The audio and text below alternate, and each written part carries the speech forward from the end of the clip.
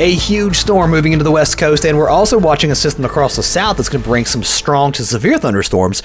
We're going to talk about that today, plus the cool down that is ahead. Hey guys, thanks for checking the video out. If you've not subscribed, I'd love to have you to be part of the community. Hit that button below. Also, leave me a comment below. I love hearing from you. If you have a weather comment or you just want to chime in, I can't wait to see you in the comments. Let's talk about the big storm though across the west. That threat here will be into Sunday for heavy rain, flash flooding possible, heavy mountain snow. That heavy snow continues into the Intermountain West as well, and some severe weather possible across far southern Florida. Even some showers and storms here across Georgia, South Carolina, and even into Alabama as this upper low moves off the east coast. Now, we are dealing with high pressure for most of you across the mid-Atlantic and through the Great Lakes, back into the upper Midwest, into the northern plain states. Nice here for the most part. Seasonably cool, though, the further north you go.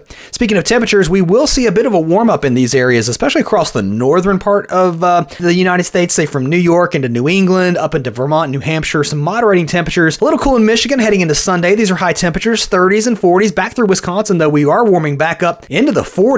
Heading into Monday and Tuesday, look at these numbers, rebounding back into the 50s. So we're talking about Green Bay, very close to 50, if not 50, by the time we get into Wednesday, and across the Mid-South and Deep South, nice 60s, maybe even 70s the further south you go. And that warmth continues all the way northeast into Pittsburgh. We're into the 50s, even New York City, mid-40s by the time we get to Wednesday, and then into Thursday, we'll stay in the 40s. And here comes your cool down across Minnesota. You can see it here into Wisconsin, the UP of Michigan cooling down, and then watch as it works south as we head into the weekend. These are high temperatures, so by next week, we're starting to feel some cooler weather here across the northern United States. Across the Deep South, we're still pretty mild. Across the west, of course, elevation makes a huge difference, but look at this. We're nice and mild all the way up into Nebraska, South Dakota in the 50s as we head into Tuesday. But here comes that colder air starting to make itself known as we head into the weekend. So this is the start of the weather change that will be happening as we head through the weekend into next week. And I think next week will look drastically different than what we're seeing right now. Here's a look at the surface map. Find where you are and follow along. I'm going to kind of walk you through the week ahead. Here's our storm system across the west, bringing that heavy rain and mountain snow here. Across the south, we've got the rain here all the way back into parts of Kansas, even Nebraska and Missouri heading into Sunday.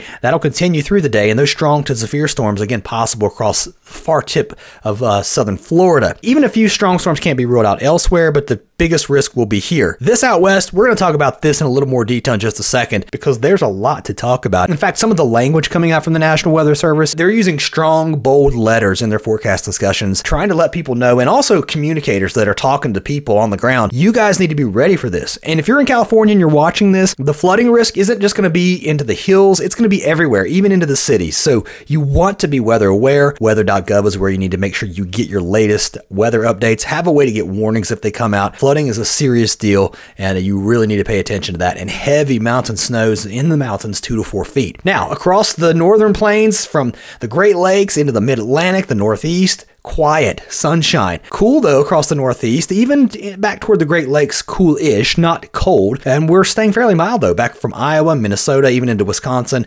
Nebraska, Kansas, Missouri. We start to dry out and we stay cool here. Heading into Monday, a few showers across the south. That will continue through the day Monday. Rain and snow showers across the west, still going here into Southern California. That onshore flow will continue. I think that's a concern. You're going to get multiple days of rain here, and that snow will add up into the mountains. And then once we get into Tuesday or Wednesday, we finally start to see that kick out of California, at least the strongest part of the storm, and now it's moving into the desert. So we're talking about Arizona, New Mexico, parts of Utah. We'll see heavy snow and rain into the valleys. Eventually, that snow spreads all into the parts of the Rockies and more onshore flow back into the Pacific Northwest. So the Cascades, you'll get more snow here too. And then that low moves into the plain states. A lot of warm air out ahead of this. So in fact, if you're watching this here in the east, we're going to be dry for several days ahead. No big rainmakers or snowmakers, at least through the next 5 to 6 days in some of these areas. Now this back here, it'll get windy out ahead of this storm towards Chicago. We'll start to feel the winds pick up back through Missouri, Illinois, strong southwest flow. And then here's some snow falling now back through the Dakotas into parts of Montana, even Wyoming. And that snow could be heavy in these areas too. Out ahead of this system, rain moving into the east by the time we get toward the end of the week. And of course, we are looking out now close to that day 6 now, almost day day 7. And this, again, I think is where we see the change. I've been talking about this for the last couple of videos, and I'm saying it again, somewhere around the 10th of February. And this looks dramatically different than what we're looking at this weekend, right? So by next weekend, we've got some rain showers, even some snow showers into the northeast, another round of snowy weather across the far southwest. So Four Corner states, we're building up that snowpack. And to be honest, this is probably a good thing for some of these areas with those low lake levels. Lake Mead, Lake Powell still way below where they should be. And then some more rain here along the Gulf Coast as we head into next weekend. And this is where things get a little tricky, right? So we're going to look really long term. The last couple of model runs have tried to develop an area of low pressure here, rippling it along through the Great Lakes from the plain states. I'm going to flip over and I'm going to show you the European model. It has a bit of a different solution. In fact, it's showing this low developing a little bit stronger. Again, we're talking about 1 week from today, 8 days out now from the moment this is recorded. So I wouldn't buy into any of this, but the GFS is picking up on it. The European also getting the idea that there could be a storm here or something developing here, spinning up along this boundary of warm and cold air. So this could bring some snow to places like Illinois, Wisconsin, Iowa, maybe even Michigan if things hold together. And then as it moves into the northeast, some snow here for northern parts of New England, transitioning over to rain in some areas, but behind that, some much colder air. And I think that will start the change. Now let's talk about the west before we skip into the east, because there is going to be a cool down for most of the country as we head into the February and March. Big time rains here along the coast. Again, life-threatening flooding. We're talking about multiple inches of rain. Some of these areas, especially some of these south-facing ridges, could see 6 to 12 inches of rain. I mean, that's insanity, guys. That's crazy. And then we're talking about 2 to 4 feet of snow in the mountains. This is a serious situation. And then look at all of the snow. These are snow totals all the way through next week. So we're looking at 1, 2, 3, even 4 feet of snow. Avalanche danger will be present throughout this week. So if you're going to be in the backcountry, it's probably not a good idea this week for sure. All right, let's talk about where we are right now. Huge ridge across Canada as we head into next week. This is, again, I think where we start to see that change. Some troughiness across the west. This is the snow that I was showing you there across the Rockies, and then starting to kick out toward the Great Lakes as we head toward next weekend. And then look at our upper level pattern, how it starts to change. Now we've got northwest flow here developing. We don't see a huge ridge here anymore. Another reinforcing shot of some cold air showing up on these long-term models.